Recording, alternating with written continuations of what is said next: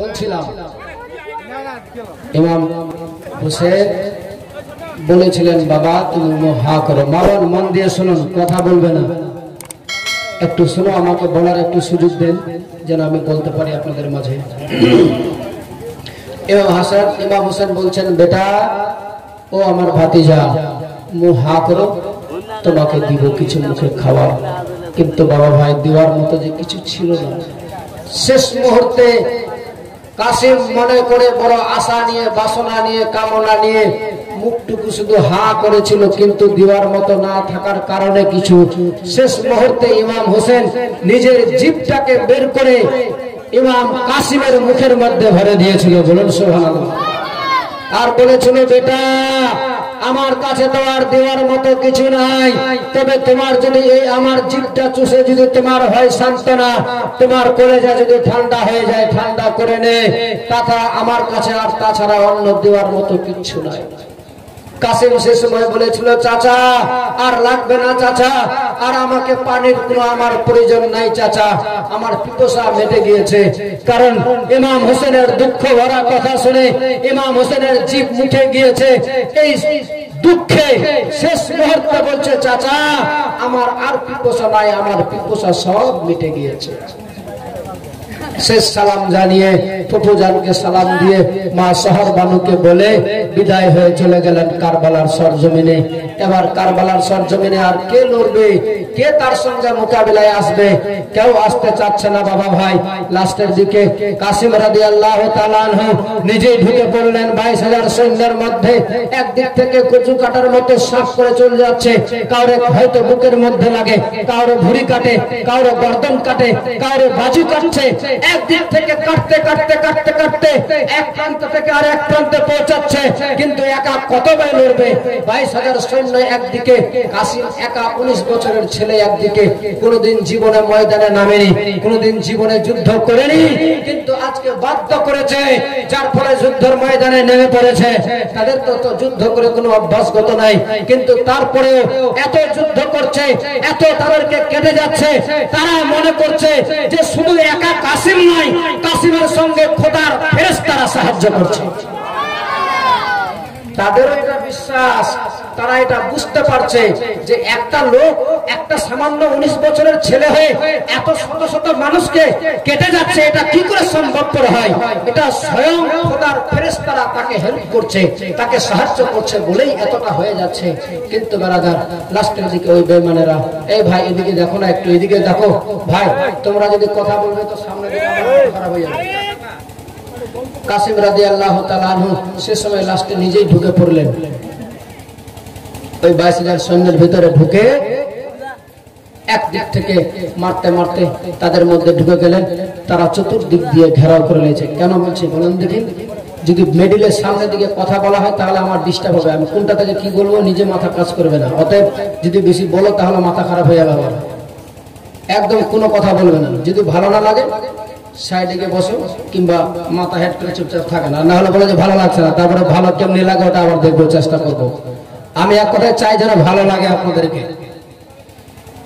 ইমাম হোসেনের ভাতিজা কাসিম নিজেই লাস্টের দিকে 22,000 সৈন্যের মধ্যে মারতে মারতে মারতে মারতে কাটতে কাটতে শেষ মুহূর্তে স্বামীর নামে সুবহানাল্লাহ 500 টাকা, 505 টাকা আমার মা দিয়ে পাঠিয়েছে দান। খোদা তাআলা তার স্বামীকে দিয়ে তুমি জান্নাতের মধ্যে স্থান। আমিন, জাযাকাল্লাহু ফিদ দারাইন। সকলে মিলে বলুন আল্লাহুম্মা আমিন। কাসিমকে চতুর্দিক দিয়ে ঘেরাও করে নিয়েছে, তীর বল্লম ফারসা চালাতে লাগলো। লাস্টের দিকে কাসিম 22,000 সৈন্যের সঙ্গে আর কত একা লড়বে? লাস্টে নিজে কাসিম রাদিয়াল্লাহু তাআলা আনহু তীরের আঘাতে, বল্লমের আঘাতে লাস্টের দিক ঘোড়া থেকে পড়ে জমিনের মধ্যে পড়ে গেলেন। বলছেন, মামা যান, চাচা যান, খবর নাও চাচা, চাচা আমাকে নিয়ে যাও গো চাচা, আর আমার জীবন বাঁচলো না, আমি দুনিয়া থেকে বিদায় হয়ে গেলাম। বলার সঙ্গে সঙ্গে কাসিম রাদিয়াল্লাহু তাআলা আনহু চিরতরে সারা জীবনের মতো চোখ বন্ধ করে বিদায় নিলেন। সকলে মিলে বলুন ইন্না লিল্লাহি ওয়া ইন্না ইলাইহি রাজিউন। কাসিমের বডিটাকে নেওয়ার জন্য ইমাম হোসেন চলে আসলেন খেমাতে। ইমাম হোসেন এত ক্লান্ত হয়ে পড়েছেন, সারা দিন একই রকম সবার বডিগুলো নিয়ে যাচ্ছে, দেহগুলো নিয়ে যাচ্ছে বয়ে, কত আর নিয়ে যাবে। ইমাম হোসেন ঠকে গিয়েছে, ক্লান্ত হয়ে পড়েছে, তবুও কাসিমের বডিটাকে নিয়ে গিয়ে রেখেছে। এবার বলছে, ও আমার খিমার লোকেরা তোমরা শোনো, ও জায়নাব শোনো, শহর বানু শোনো, আর সময় দেরি করা যাবে না, আর আমার তো কেউ নাই, আমাকে এখন যেতে হবে কারবালায়। সে সময় তার উপযুক্ত ছেলে জয়নাল আবেদিন ছিল খেমার ভিতরে, এত বেমার অবস্থায় ছিল, তার উঠারও মতো দাঁড়াবে যে সে দাঁড়ারও শক্তিটুকু ছিল না। তবুও ওই জয়নালে আবেদিন দেখছে আমার আব্বা এখন তৈরি হয়ে চলে যাবে ফোরাত নদীর সামনে, কারবালার সরজমিনে গিয়ে পৌঁছাবে। সেই সময় জয়নালে আবেদিন দাঁড়িয়ে গেল, খামায় হাত দিয়ে দিল, একটা বাসের ভর দিয়ে দাঁড়িয়ে গেল, আর বলে, আব্বা গো, আব্বা তুমি যেও না গো আব্বা, আমাকে যাওয়ার পারমিশন দিয়ে দাও। আমার হুসেন বলেছিল, ও জয়নাল আবেদিন, আজ যদি তুমি চলে যাও তাহলে আমার খানদান থাকবে না পৃথিবীতে, তোমার খানদান থেকেই, তোমার সন্তানের মধ্যে থেকে পৃথিবীর বুকে আলে নবী নবী খানদান থাকবে, আর নবী খানদান যতদিন থাকবে ততদিন দুনিয়া থাকবে। নবীর খানদান যখন দুনিয়াতে থাকবে না তখন আল্লাহ তাআলা দুনিয়াকে ধ্বংস করে দিবে। বেটা তুমি থাকবে দুনিয়াতে, তুমি যদি চলে যাও তাহলে কেউ যে থাকবে না। তাই বলতে চাই আমি তোমাকে, তোমার শরীরটাও বড় অসুস্থ হয়ে গিয়েছে, তোমাকে যেতে হবে না বাবা, তুমি থেকে যাও এই জায়গাতে, এখন যাওয়া লাগবে না তোমার। বেরাদার বাবা ভাই, এই ধরনের কথা জয়নালে আবেদিনকে বোঝাচ্ছে আমার হোসেন, আমার আকা বোঝাচ্ছে। আর শেষ মুহূর্তে এইদিকে শহর বানু এসে বলে, স্বামী গো, ওগো স্বামী গো, ওগো আমার মাথার তাজ আকায় একটা কথা বলতে চাই আমি। ওগো স্বামী গো, দেখতে পাচ্ছেন আপনি মাত্র 6 মাসের বাচ্চা আলী আসগরকে নিয়ে এতক্ষণ ধরে আমি সবর ধরে ধৈর্য ধরে নিয়ে থাকলাম কেমনি করে। ওগো স্বামী গো, এই বাচ্চাকে এক ফোঁটা দুধ খাওয়াবো সেটাও নাই আমার কাছে, 3 দিন ধরে দানা নাই, পানি নাই, সব বন্ধ হয়ে গিয়েছে, যার ফলে স্তনে দুধ নাই যে দুধ খাওয়াবে বাচ্চাকে। আলী আসগরের অবস্থা এমন হয়ে গিয়েছে, শহর বানু কোলের মধ্যে নিয়ে ইমাম হোসেনকে দেখাচ্ছে, বলে, স্বামী গো, দেখো না তোমার সন্তানের দিকে একবার তাকিয়ে, যেই বাচ্চাটা দেখতে পূর্ণিমার চাঁদের মতো চকচক করত, সেই বাচ্চাটা আজকে পাথরের মতো কালো হয়ে গিয়েছে। ওগো স্বামী, একবার গিয়ে দেখো না তুমি, কারবালার মতো সরজমিনে আমরা তো নাই, আমরা নাই, তাদের চোখে খারাপ আছি।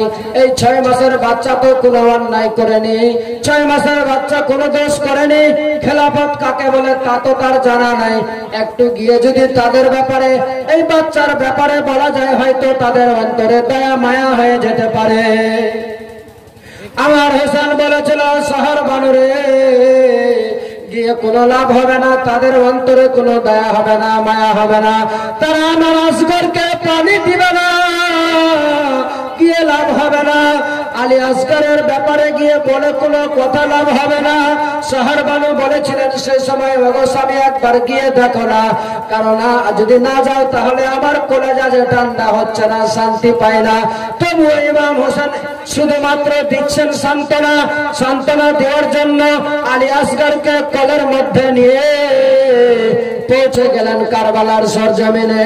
কারবালার সরজমিনে গিয়ে বলছেন, ও কারবালার লোকেরা, ও 22,000 সৈন্যের লোকেরা, তোমরা একটা কথা মন দিয়ে শোনো গো, আমি হয়তো তোমাদের চোখে খারাপ আছি, হয়তো আমি তোমাদের জন্য হয়তো আমি খারাপ হতে পারি, তবে একটা কথা বলতে চাই আজকে তোমাদের মাঝে।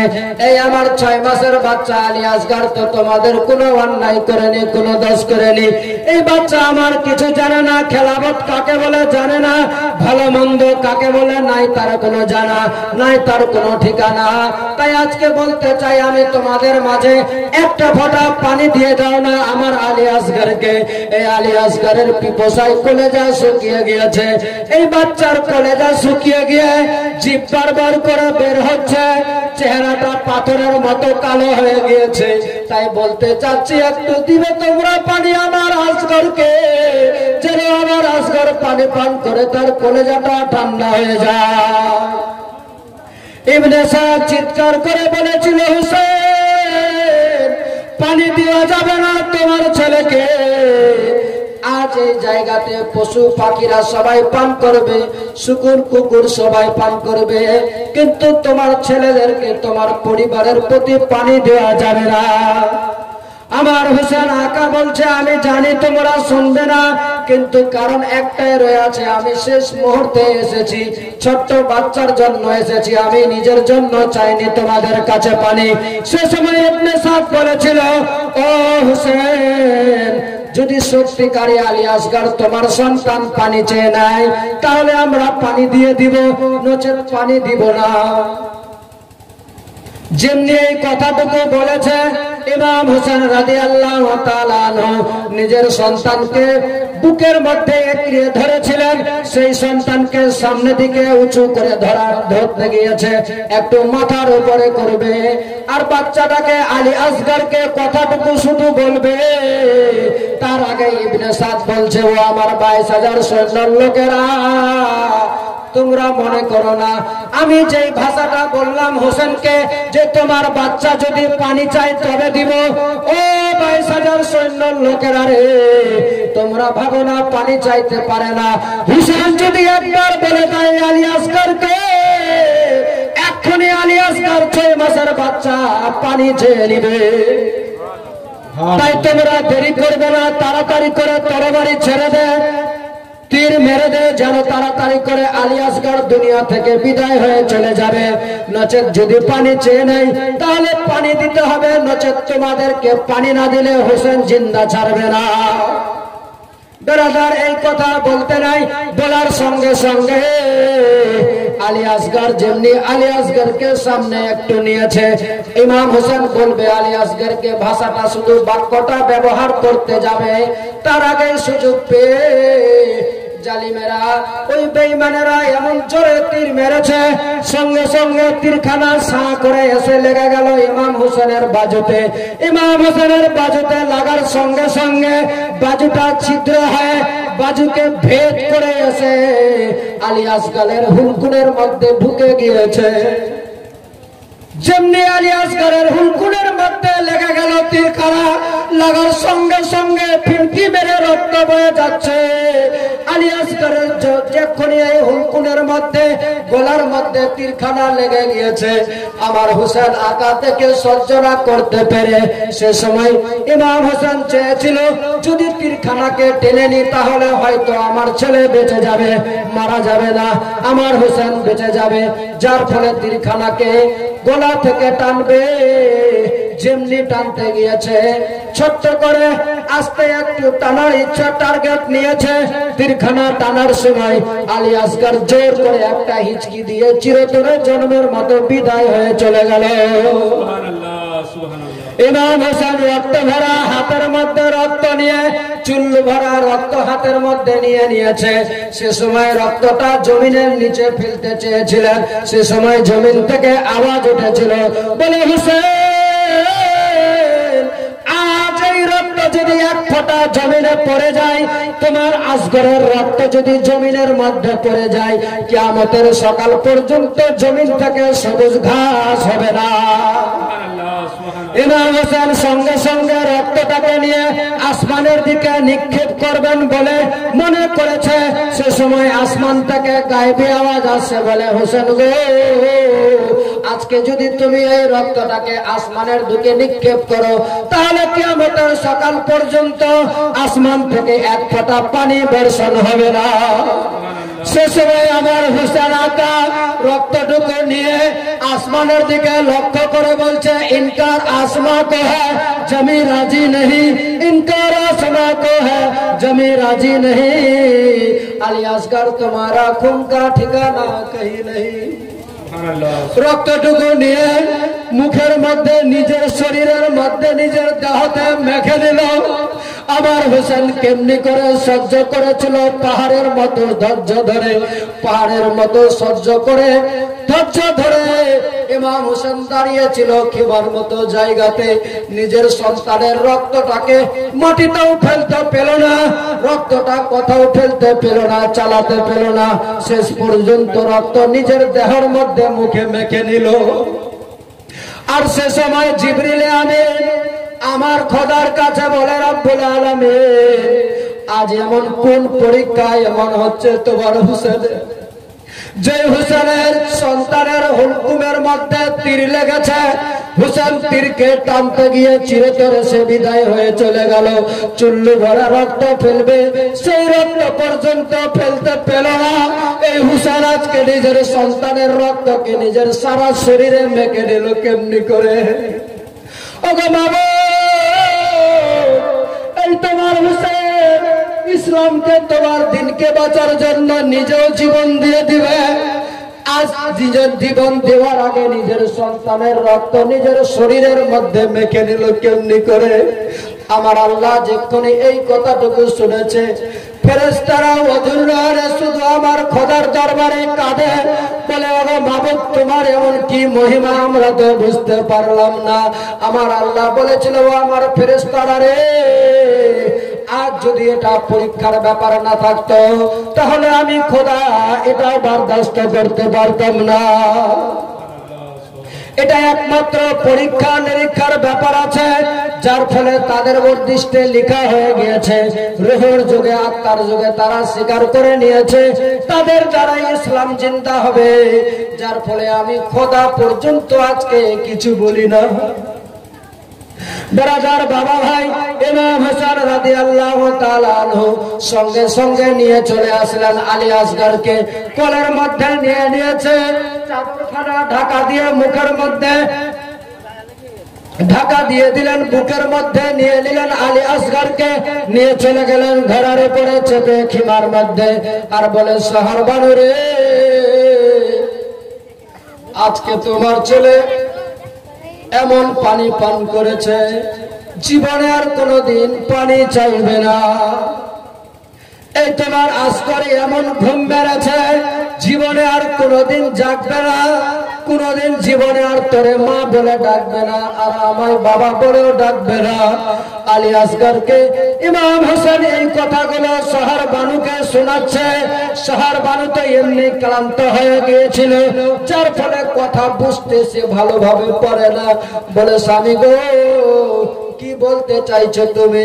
বলে দেখো না তোমার সন্তানের কি অবস্থা হয়েছে, দেখো এক্ষুনি।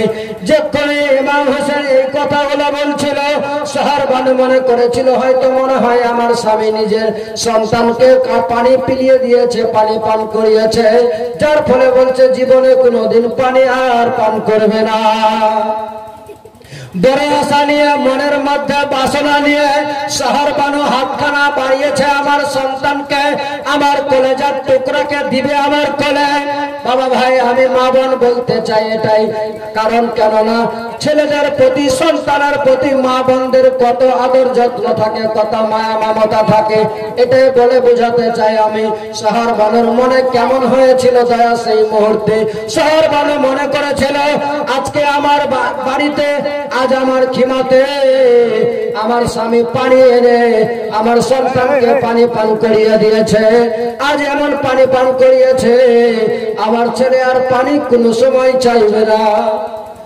যেমনি আমার আলী আসগরকে শহর বানুর কোলের মধ্যে দিয়েছে, দিওয়ার সঙ্গে সঙ্গে দেখছে যেন হুলকুমের মধ্যে তীর লেগেছিল, যে তীর লাগার কারণে ফিনকি মেরে রক্ত বয়ে সারা শরীরটা রক্তে লাল লাল হয়ে গিয়েছে।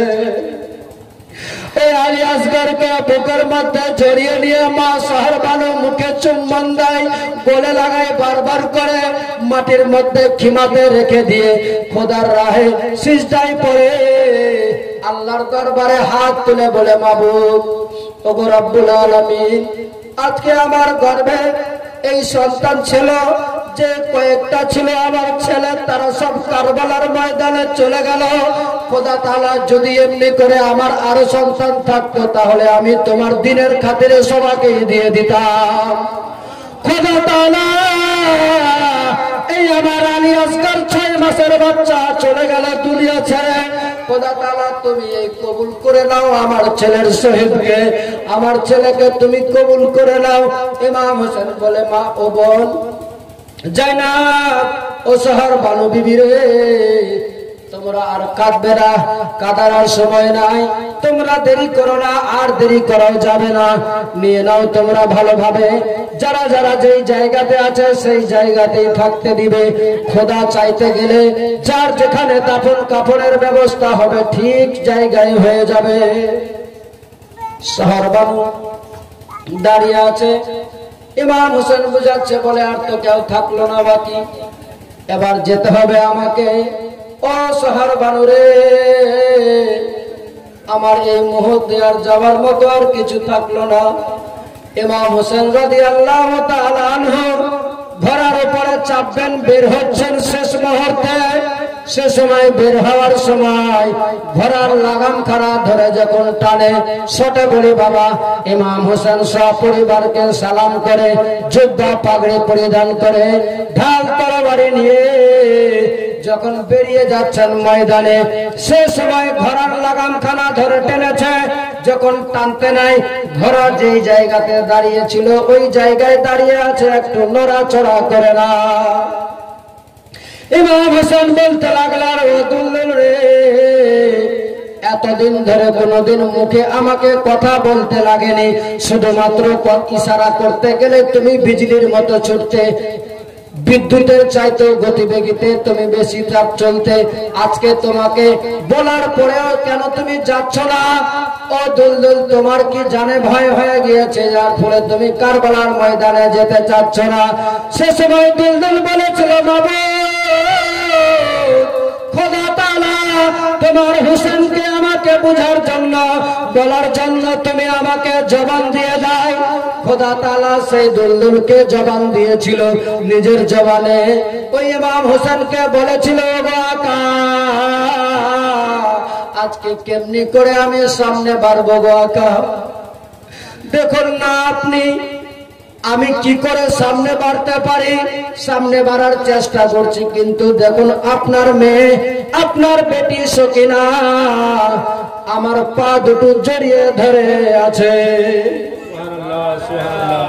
আমার আকা,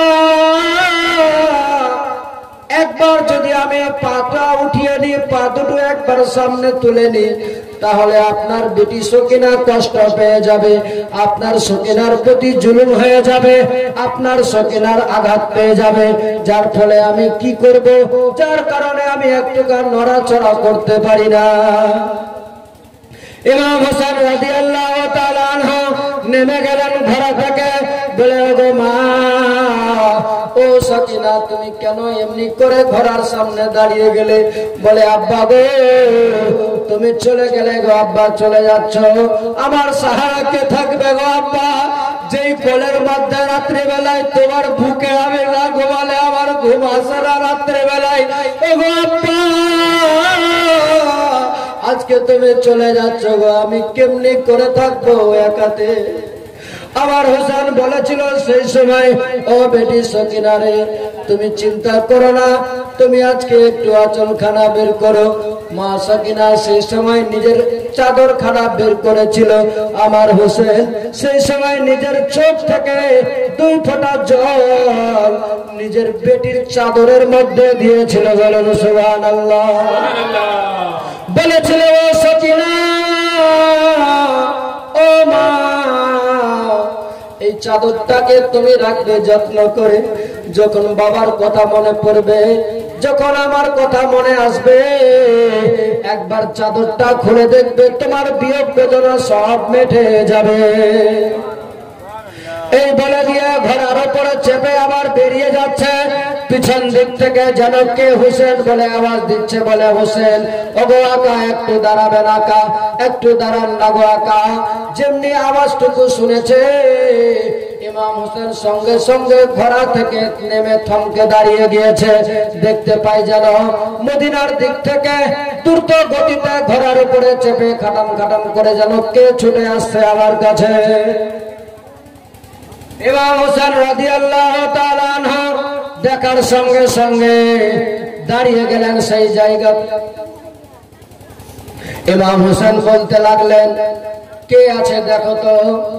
মা সোহরবানু দাঁড়িয়েছিল সেই জায়গাতে, জাইনাবও দাঁড়িয়েছিল সেই জায়গাতে।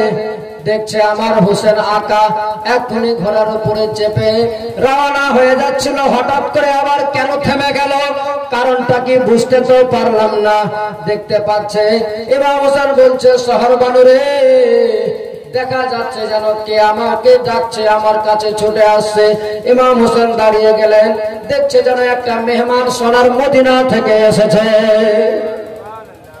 ইমাম হোসেন রাদিয়াল্লাহু তাআলা আনহু বলতে লাগলেন ভাই তোমার বাড়ি কোথায়? বলে হুজুর আমার বাড়ি হচ্ছে সোনার মদিনাতে। কেন ভাই তুমি এখানে কেন এই মুহূর্তে? বলে আকা আজকে আমি যাচ্ছিলাম সকালবেলায়, আমি বাজারে যাচ্ছিলাম। এই বাজারে যেতে যেতে যে রাস্তা দিয়ে আমি হেঁটে যাই সেই রাস্তায় আমার নবী, দয়ার নবী, মায়ার নবী, আপনার নবী মুস্তাফার রওজা আছে।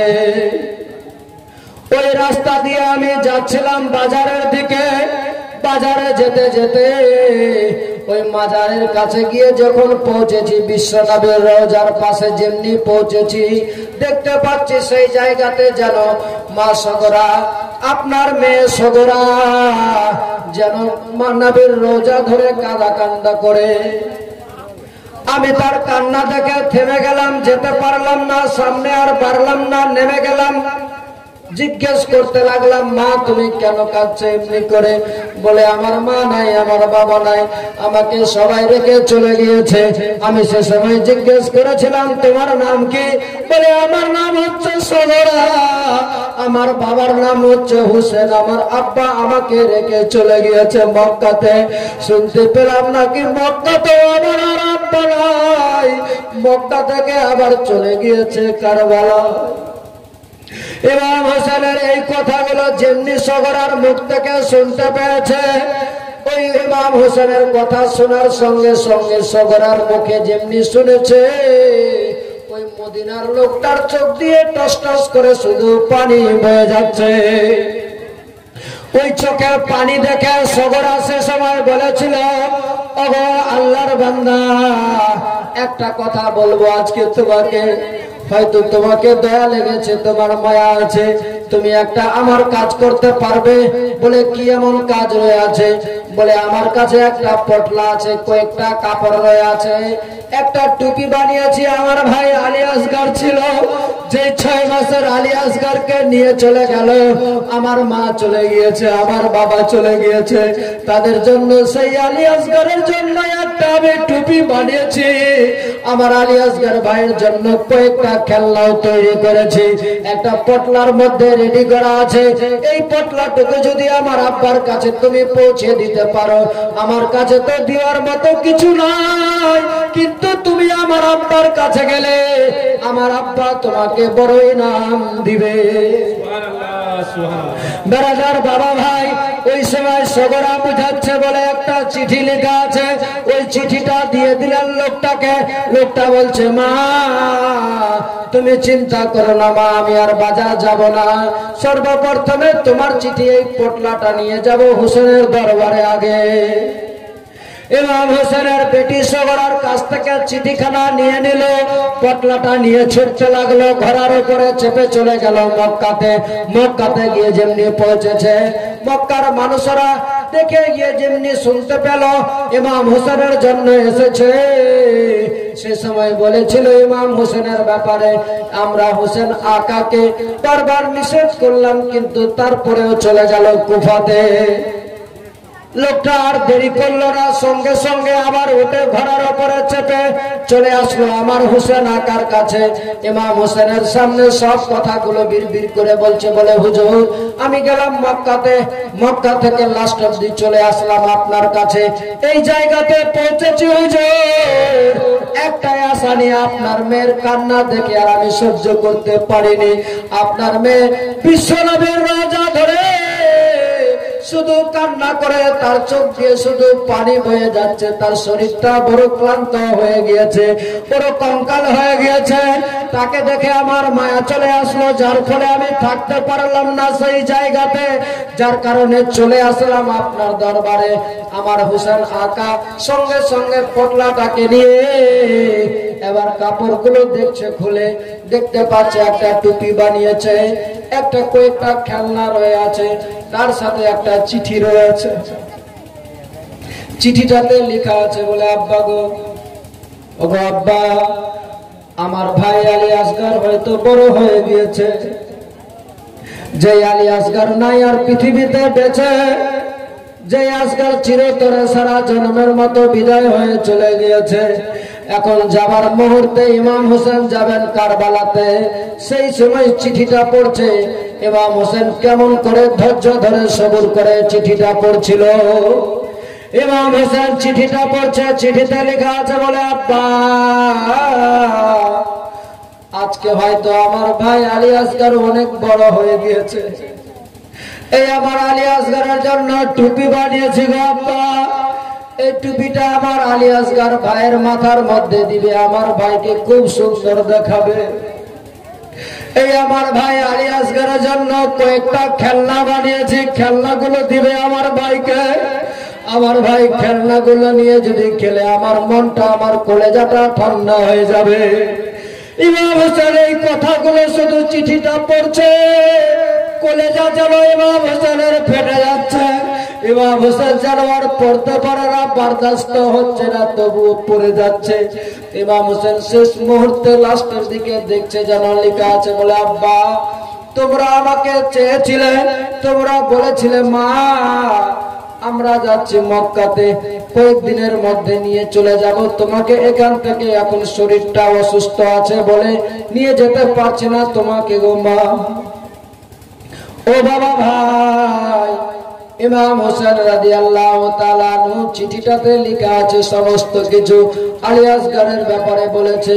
সগরা বলছে, বাবা গো তুমি আমাকে নিয়ে গেলে না, নিয়ে যেতে চেয়ে কয়েক মাস গত হয়ে গেল, এখন পর্যন্ত আমার খবর নিলে না। আমার ভাই আলী একবার হয়তো বড় হয়ে গিয়েছে, সেও বলেছিল আমাকে নিয়ে যেতে, সেও আসলো না আমাকে নিয়ে যেতে। তবে আব্বা একটা শেষ মুহূর্তে কথা বলি গো আব্বা, এই যে লোকটা আজকে তোমার পাশে গিয়ে দাঁড়িয়েছে গো আব্বা, এতদিন ধরে মদিনার সরজমিনে এত রকম করে কান্দন কাটলাম আমি গো আব্বা, কেউ আমার একবার জিজ্ঞালো না, কেউ আমাকে একবার জিজ্ঞেস করলো না যে কেন কাঁদছো তুমি, কি হয়েছে মা, কি জন্য কাঁদছো? নবীর রওজার